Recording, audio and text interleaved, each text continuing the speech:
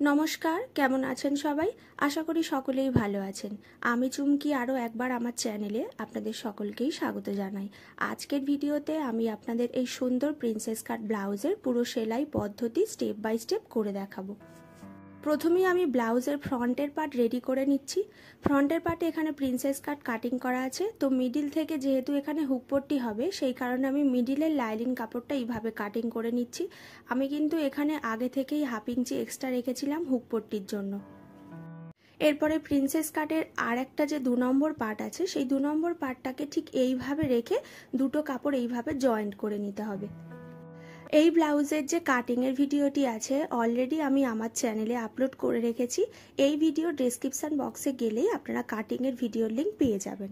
তো এখানে দেখুন আমি দুটো পার্টকেই জয়েন্ট করে নিয়েছি। প্রিন্সেস কাট ব্লাউজে কিভাবে কাপ অ্যাটাচ করতে হয় আজকের এই ভিডিওতে আমি আপনাদের দেখিয়ে দিচ্ছি। কাপ অ্যাটাচ করার জন্য প্রথমেই কিন্তু শোল্ডার থেকে পয়েন্টের মাপ নিয়ে নিতে হবে। আমার এখানে পয়েন্ট আছে 10 ইঞ্চি, তার সঙ্গে 1/2 ইঞ্চি এক্সট্রা নিয়ে 10.5 ইঞ্চিতে পয়েন্টের জন্য প্রথমে দাগ দেব। এরপরে খাপের একদম মিডিল পয়েন্টে একটা দাগ দিয়ে দেব। খাপের যে মিডিল পয়েন্টে দাগ দিয়েছি আর লাইলিন কাপড়ের যে মিডিল পয়েন্টে দাগ দিয়েছি এই দুটো পয়েন্ট এক জায়গায় এইভাবে রেখে খাপটাকে জয়েন্ট করতে হবে। ঠিক এইভাবে পয়েন্টের সঙ্গে কিন্তু পয়েন্ট অবশ্যই জয়েন্ট করতে হবে। প্রথমে একবার খাপটাকে মিডিল থেকে এইভাবে সেলাই করব, এরপর পুরো রাউন্ড শেপে খাপটাকে আরও একবার সেলাই করে নেব। আপনারা যদি চান এইভাবে কিন্তু মিডিল থেকে একটা সেলাইও দিতে পারেন।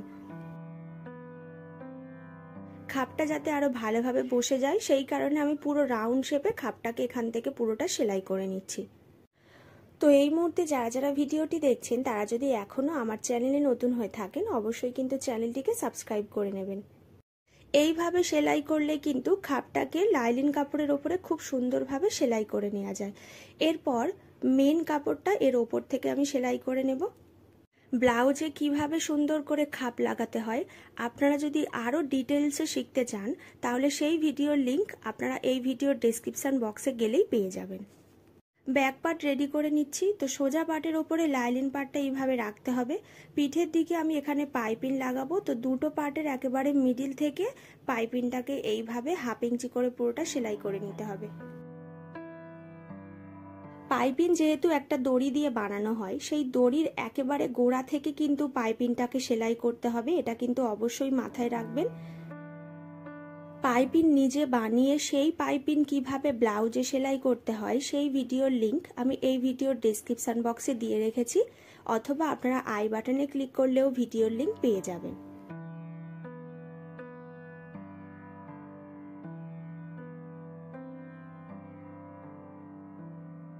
তো পাইপিনটা আমি লাগিয়ে নিয়েছি। এরপর ছোট ছোট করে কাট দিয়ে দেব। কাটটা দেওয়ার ফলে লাইলিন কাপড়টা উল্টে নিতে সুবিধা হবে এবং পাইপিনটা খুব সুন্দরভাবে বসে যাবে। লাইলিন কাপড়টা উল্টে নিয়ে একবার ভালো করে দেখে নিতে পারেন যে পাইপিনটা ঠিকঠাকভাবে লাগানো হয়েছে কিনা। এরপর পুরো লাইলিন কাপড়টা পুরোপুরিভাবে উল্টে নিয়ে মেন কাপড়ের ওপরে আরও একবার সুন্দর করে সেলাই করে নেব।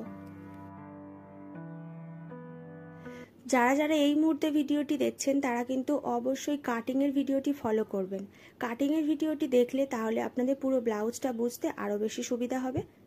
তো আজকের মতো ভিডিওটি এইখানেই শেষ করছি। ভিডিওটি কেমন লেগেছে আমাকে কিন্তু অবশ্যই কমেন্ট করে জানাবেন। তো দেখা হবে আবার নেক্সট ভিডিওতে নতুন কোনো ইন্টারেস্টিং ভিডিও নিয়ে। আজকের মতো টাটা, সবাই ভালো থাকবেন।